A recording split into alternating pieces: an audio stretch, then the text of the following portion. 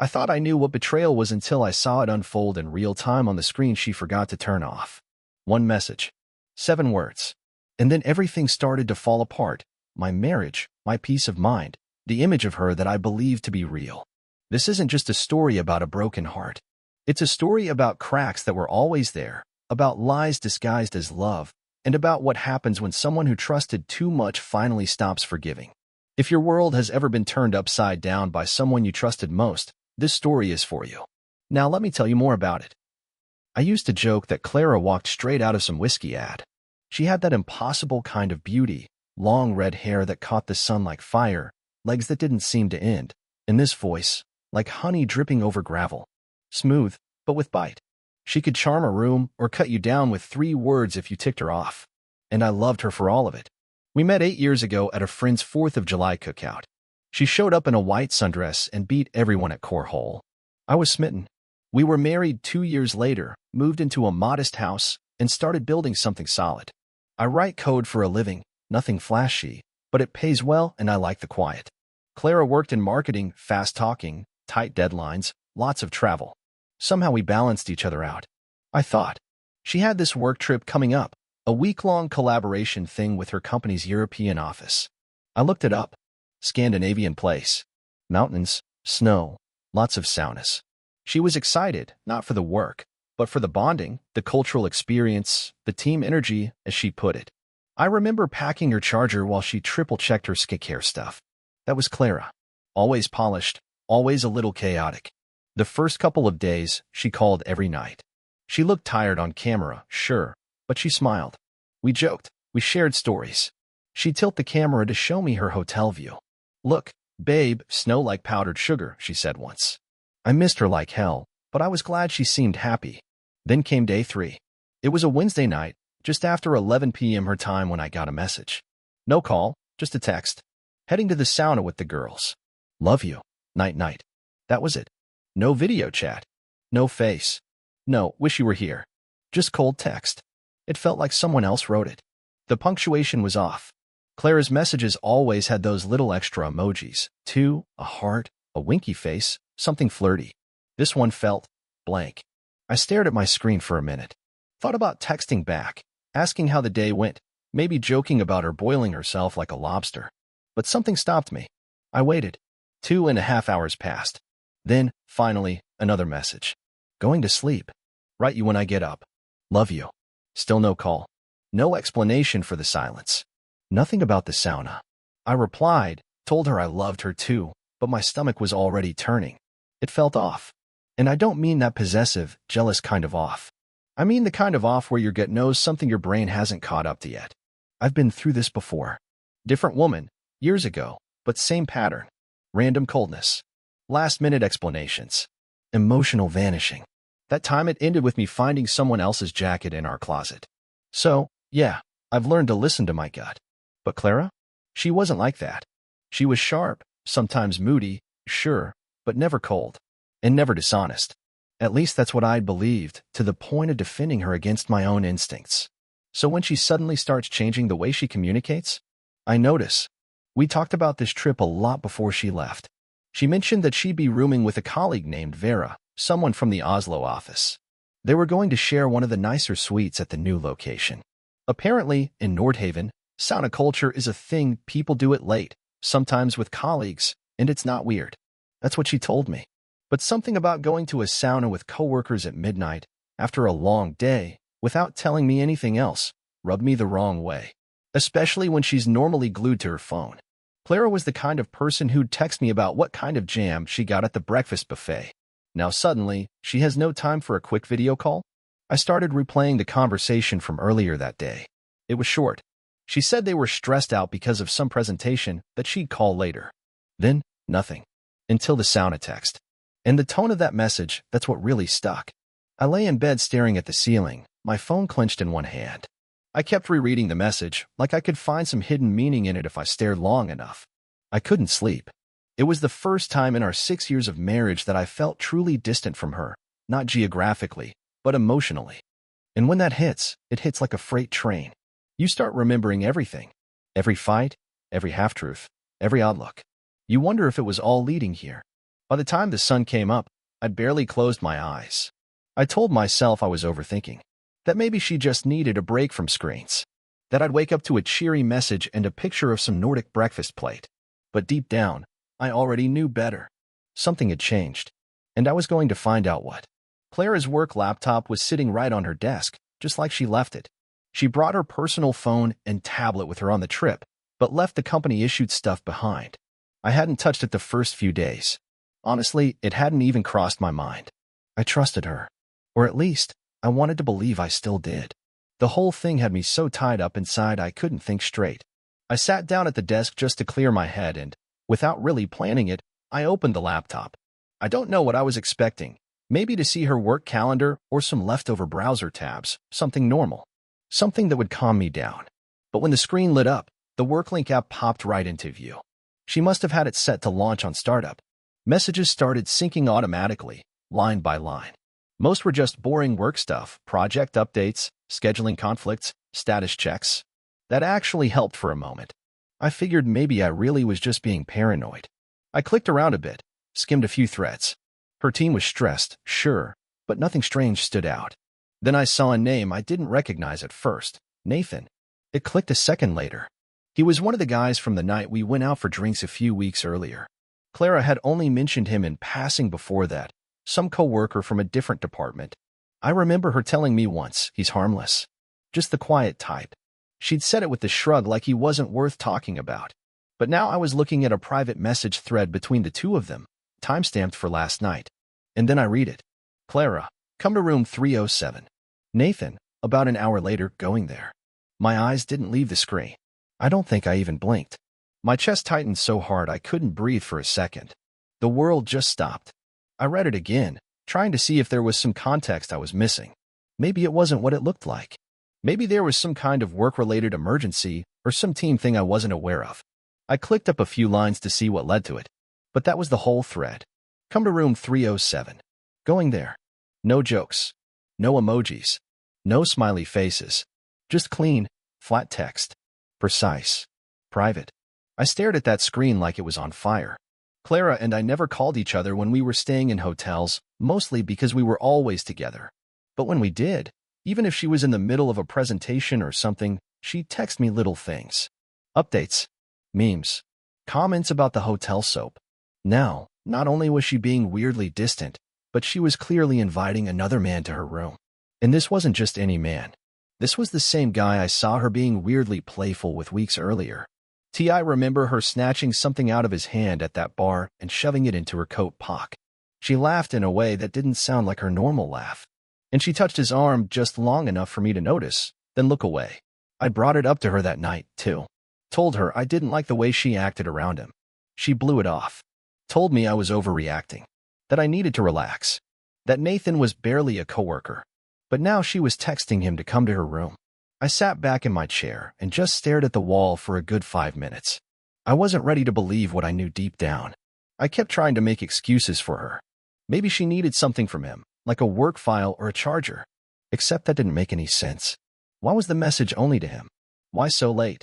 Why use that exact wording, come to room 307, with no explanation? I didn't know what to do. I didn't want to call her. I didn't want to tip her off. I just needed more. Needed to be sure. So I left the laptop open and just watched. I sat there pretending to scroll through some code on my own computer while my eyes stayed locked on the WorkLink screen. Then, 20 minutes later, the thread disappeared. Gone. Just like that. Vanished. No archive. No trace. She deleted the whole thing. And because the sync happens live, I saw it disappear right in front of me. 1 second it was there, and the next, it was like it never existed. That's when I knew. This wasn't stress. This wasn't a misunderstanding. This wasn't a misread message. She was hiding something, and she knew it. I sat there with my hands shaking, the room too quiet to feel real. My coffee had gone cold. My body felt like it had been dipped in cement. I didn't cry. I didn't scream. I just sat there, stunned. The one thing Clara always said she hated was dishonesty. She used to brag that she could smell a lie from a mile away. I guess that was true. It just never occurred to me she'd get good at hiding her own. And all I could think was, what else had I missed? I kept checking the WorkLink app on Clara's laptop, like maybe the thread would come back, like maybe I imagined the whole thing. But it was gone. Wiped clean. Just an empty space where truth used to be. I didn't hear from her right away that morning.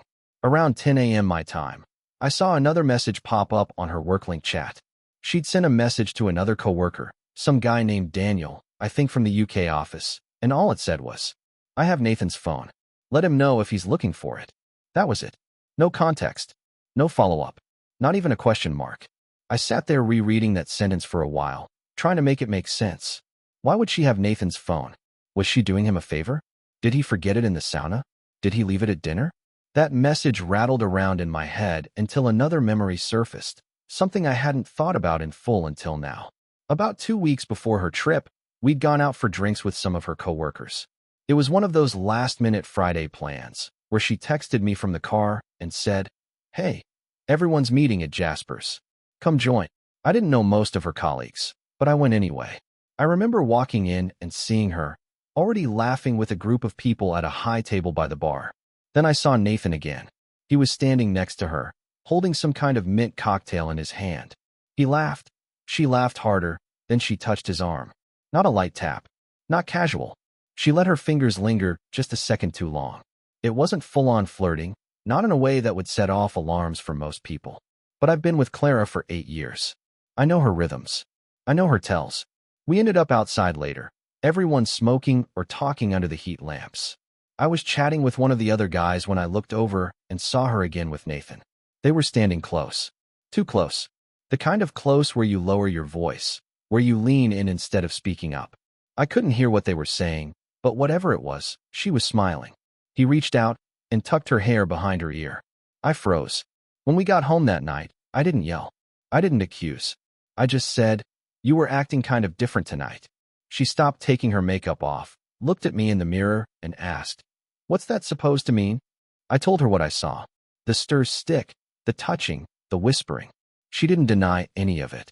Instead, she got mad. Not defensive, furious. She turned on me like I'd insulted her character. "I can't believe you're doing this," she said. "You're seriously jealous of Nathan? You think I can't have a conversation with someone without you spinning it into something?" I tried to stay calm, told her I wasn't accusing her of anything, just that it made me uncomfortable, that it felt off. That's when she grabbed her backpack and started throwing things into it. No suitcase, just random clothes, her charger, maybe some cosmetics. I asked her what she was doing, and she said, "I'm going to a hotel. I'm not doing this with you." I followed her down the stairs. It was almost midnight. I told her no hotel would check her in that late, and she said, "Watch me." She stood by the door with her hand on the knob. I waited, but she didn't leave. She stood there for maybe 30 seconds, then dropped the bag onto the floor and sat on the couch. "You always do this," she said, voice quieter now. "You twist everything. You ruin everything good." We didn't talk the rest of the night. I slept on the couch, or rather, laid there with my eyes open until dawn.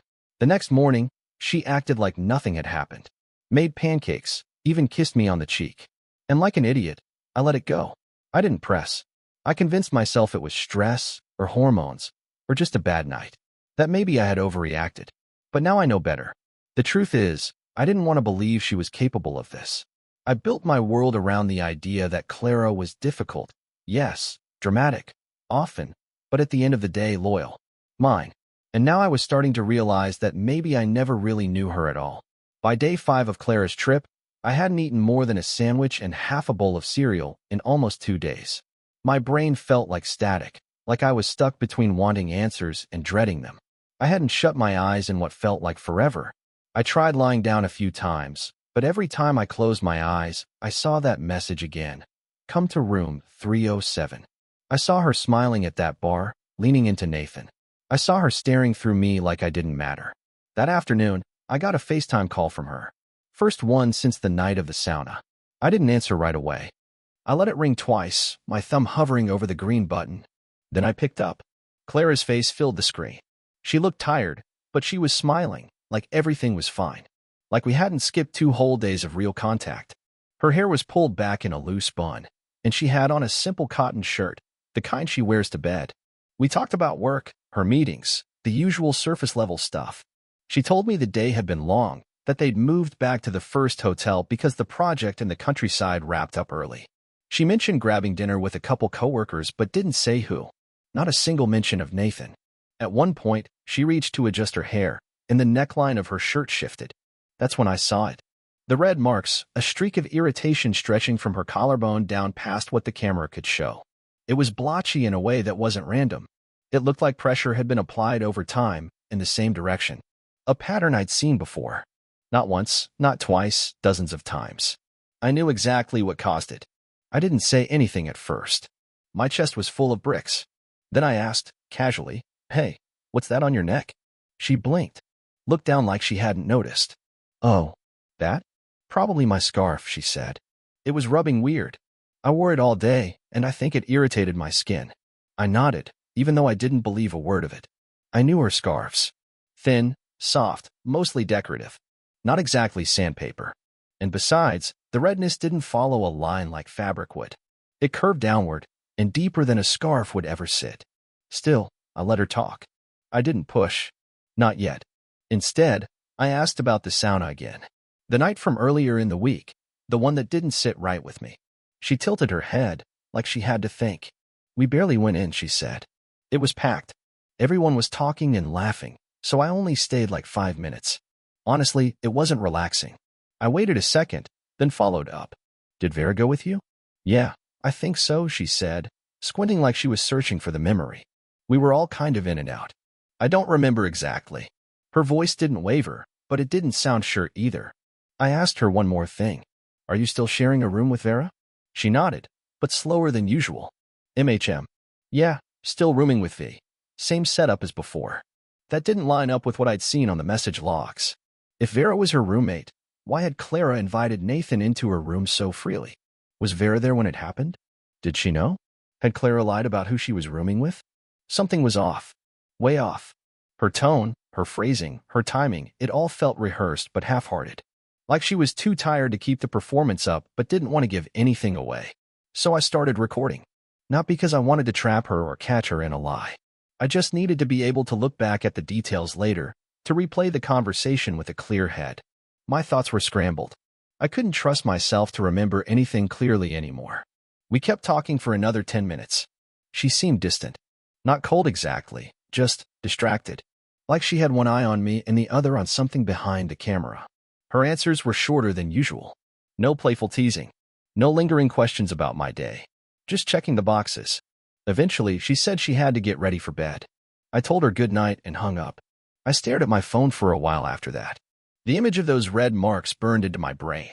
I ran through every explanation again. Scarf, allergic reaction, maybe a heat rash from the sauna. But none of it felt right. Not one theory held up under the weight of what I knew, what I'd seen, what she'd said, and how she was behaving. I still didn't have proof of anything. Not yet. But the way she dodged, the way she spun the smallest details, it all pointed in one direction. When the call ended, I didn't cry. I didn't scream. I just sat there at the kitchen table with the lights off, the hum of the fridge the only sound in the room. I stared out the window and realized I hadn't felt this lonely in years. Maybe not ever. And the worst part? I still wanted to be wrong. But the truth was starting to take shape. One detail at a time. I finally crashed sometime after that. Didn't even realize I'd nodded off. When I woke up, the house was silent, the sky outside that dull gray blue that comes right before sunrise. No message from Clara. Nothing at all. The morning after our video call, I couldn't hold it in anymore. I'd played nice, stayed quiet, let her talk herself in circles for days. But I couldn't keep pretending like nothing was wrong. I sent her one message. Just 7 words. "We need to talk when you have time." Nothing dramatic. Nothing aggressive. But something must have hit her the wrong way, because not 5 minutes later, my phone lit up with a storm of replies. "What's going on? Why are you being weird again? Is this about that thing you saw?" Then, silence. A few hours passed, and I figured maybe she was just letting it cool off. But around lunchtime, it shifted. She blew up, out of nowhere. I got paragraphs of texts. "I can't believe you don't trust me. I'm working so hard here, and now I have to come back to this. Why are you always accusing me of things?" Then, like flipping a switch, it went from anger to sorrow. "I'm drowning. I can't do this if you think I'm lying. If you leave me, I'll break. I'll die." I didn't even know how to respond. I sat there holding my phone, my thumb hovering over the keyboard, and all I could think was, she's spinning. Fast. And not once, not a single time, Did she ask what I saw? Not once did she say, "Let me explain." It was all emotion, all panic, no answers. Then came the emails. She'd write updates about her battery level like I was a parole officer tracking her every move. "I'm at 23% now. Still no charger. Down to 17%. I'm really sorry. Phone might die soon. Don't panic." It was surreal. Like she was trying to convince me that the only reason she wasn't communicating more was because of her phone. Not the emotional wreckage we were standing in. Not the fact that I'd caught her red-handed texting a coworker to come to her hotel room in the middle of the night. She also sent a video. A shaky, dimly lit clip of her in what looked like a hotel bathroom. She held her license up to the camera, then spoke into the phone, voice trembling. "I'm transferring the car to you. I don't want it anymore. I've updated the paperwork. It's yours now." No explanation. No reason for why. Just that. The way she spoke in that video scared me. Not because she looked like she was in danger, but because it felt rehearsed. Like she'd seen a movie about a woman losing it and was playing the part. There were pauses in her speech that felt too perfect. Wording that was almost poetic. Not the way Clara usually talked. Not the snappy, sarcastic woman I married. I tried calling her. No answer. I texted again. "Where are you? Just tell me you're okay." Still nothing. Eventually, I called the police in the city. I didn't know what else to do. I gave them the hotel's name and her room number, told them I hadn't heard from her and was worried.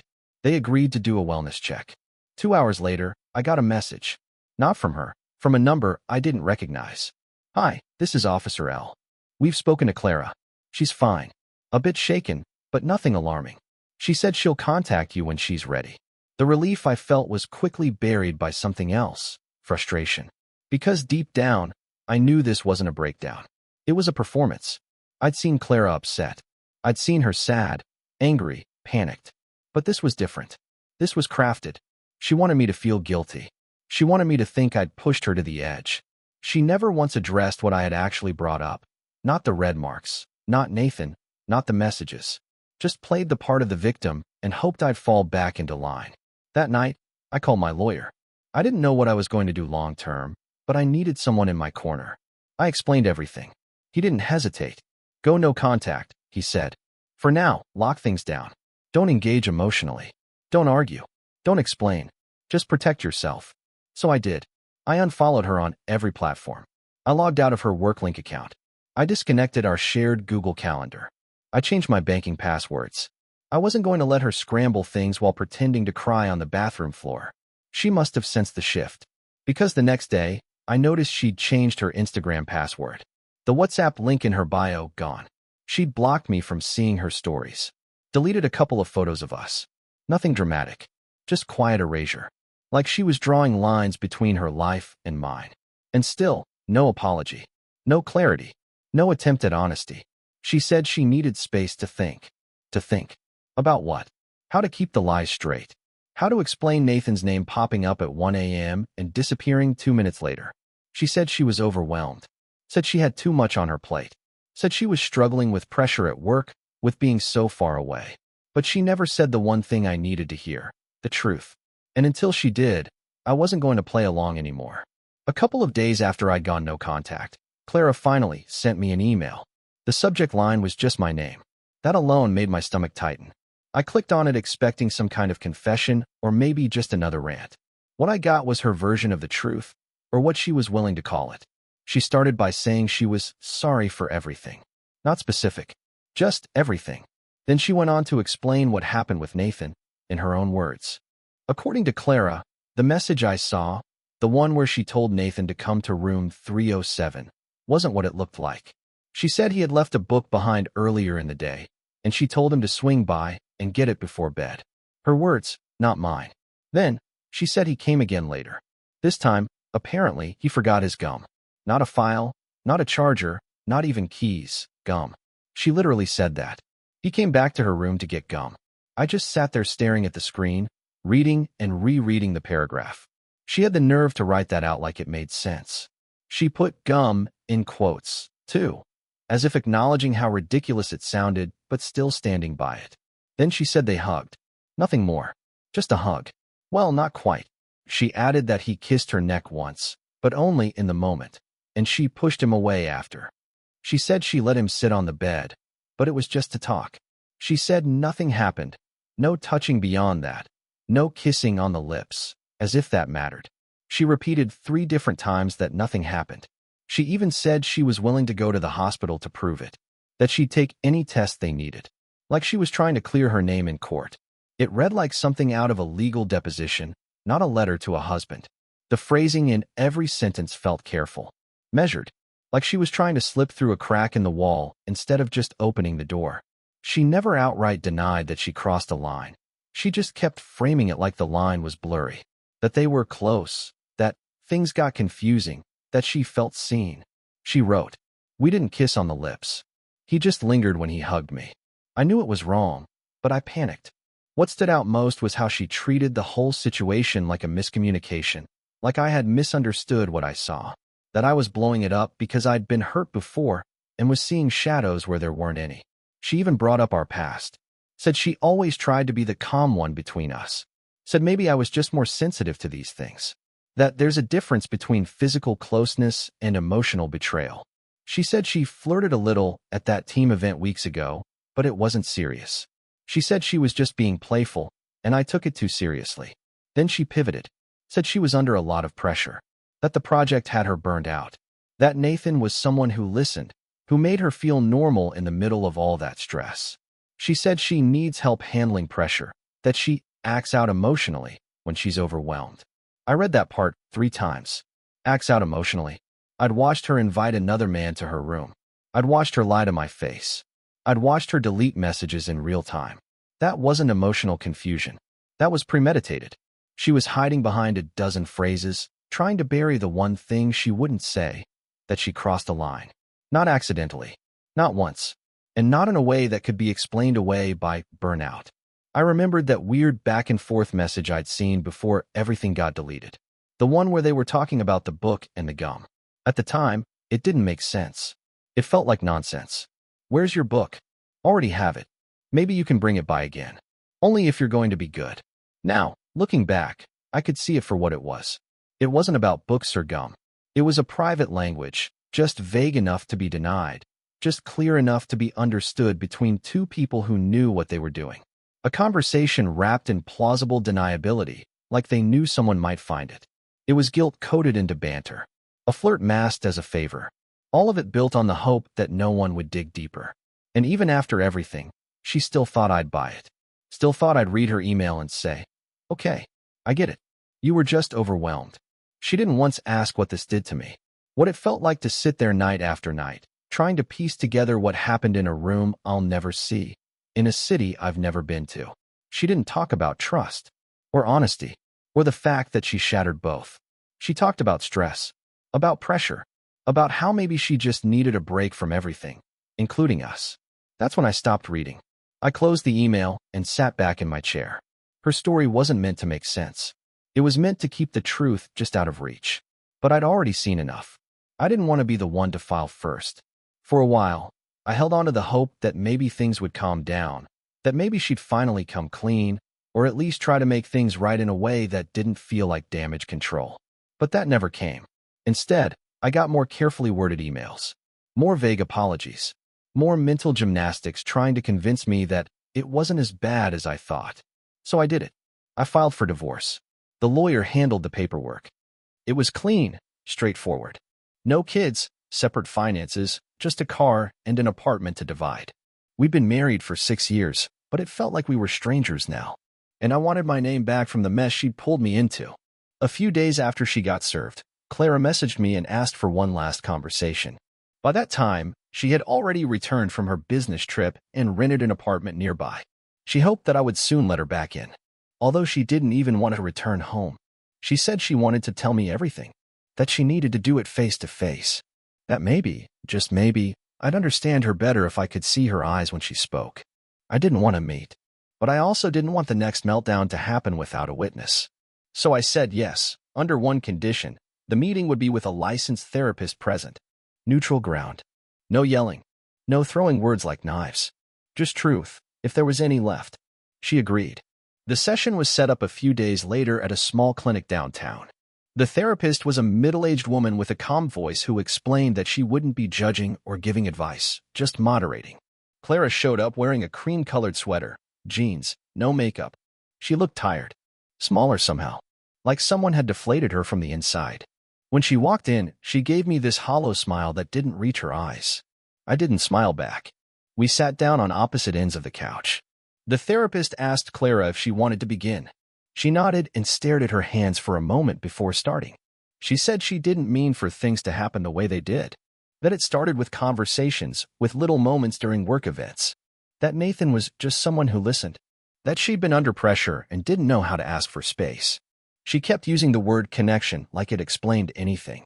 Then she said something that made my jaw tighten. She said she felt something for him. I didn't interrupt. I just nodded once, slowly. I already knew that. I didn't need her to admit it. I'd seen it written between every line of her messages. She said they never kissed. Not really. That he hugged her once too long. That he kissed her neck one time. That she let him sit beside her in her hotel room while they talked. And that at one point, they just sat in silence. She said they didn't do anything beyond that. That she fell asleep on his shoulder during a bus ride earlier that week. That it was the same thing that happened on the plane. That it meant nothing. I didn't say a word. She kept going. Her voice cracked. Her hands trembled. She said she was sorry. That she'd go to therapy. That she'd do counseling with me. That she'd move out of the city, start over somewhere else if I wanted her to.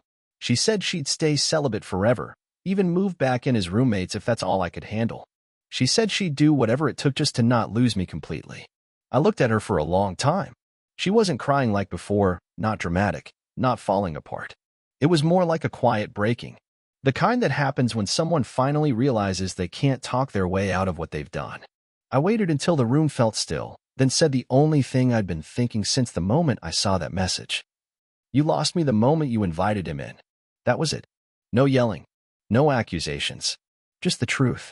The therapist didn't say a word. Clara just sat there, eyes wet, hands clenched in her lap. We finished the session without another word between us. 2 weeks later, the judge signed the papers. The divorce was finalized. I kept the apartment. The lease and utility accounts had always been in my name. She didn't fight it. She said she didn't want to stay somewhere that smelled like us. I didn't argue. She kept her car, the one she tried to give me in that shaky video. I let her keep it. Felt like a fitting souvenir. There was no big dramatic goodbye. No slamming doors. Just silence. I walked back into my apartment and shut the door behind me. She kept her lies. I kept my peace. About a month after the divorce was finalized, I got a notification on my phone. It was from Clara. She'd sent me a shared iCloud photo album titled Us. No message at first. Just the title. I hesitated. Stared at it for a minute. My thumb hovered over the screen, and I thought about deleting it without opening it. But curiosity, or maybe just old habit, got the better of me. So I tapped it open. Inside were about 60 pictures. All old. None recent.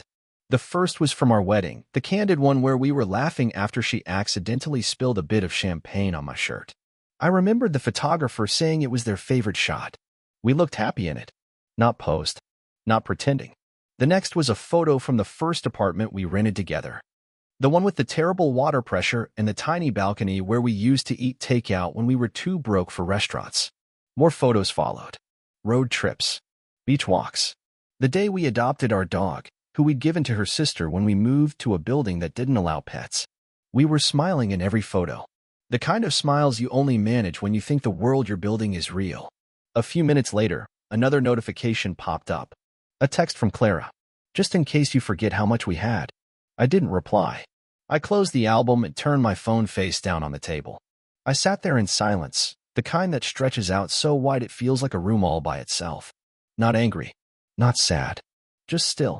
I didn't cry. I didn't shake. I didn't feel the pull to write back. I just breathed. And that's how I knew I was healing. That same week, I started walking more. No headphones, no phone calls. Just me, a good pair of boots, and the open air. I signed up for a cooking class. Tuesday evenings. Nothing fancy, just a community center thing with other folks looking to break out of their routines. I even went on a weekend silent retreat. A friend recommended it. Said it helped her sort through things after her dad passed. I didn't expect much, but I went anyway. 3 days, no talking, no phones, just walking, journaling, and sitting still. Turns out, stillness has a way of letting the dust settle in your chest. I found old messages again. Ones Clara sent months before the trip, back when things felt steady. Some were sweet, some were sarcastic. The kind of stuff couples send when they've memorized each other's moods. I read them, not to hurt myself, but to remind myself it was real, that I didn't make it up, that what I gave, what I invested, meant something.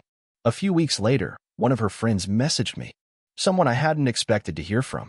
She said, "I just want you to know, you didn't overreact." I asked her what she meant. She said Clara had told people I was making a big deal out of nothing, that I was controlling, that I blew up over a message that didn't mean anything. But then she paused, said she felt guilty. Nathan wasn't the first, she finally admitted. Just like that. A quiet sentence that changed everything and nothing at the same time. I thanked her. I didn't ask for details. I didn't want them. I'd already grieved what I thought I had. I didn't need more reasons to be angry. I already had enough. Now, I sleep. Not just close my eyes kind of sleep, but real, deep, steady rest. I wake up without dread. I don't flinch when my phone lights up. I don't scroll through photos looking for signs. I don't wait for explanations that never come. I still think about her. Not every day, but some days. I remember her laugh, her sarcasm, the way she used to tuck her knees up on the couch while she worked.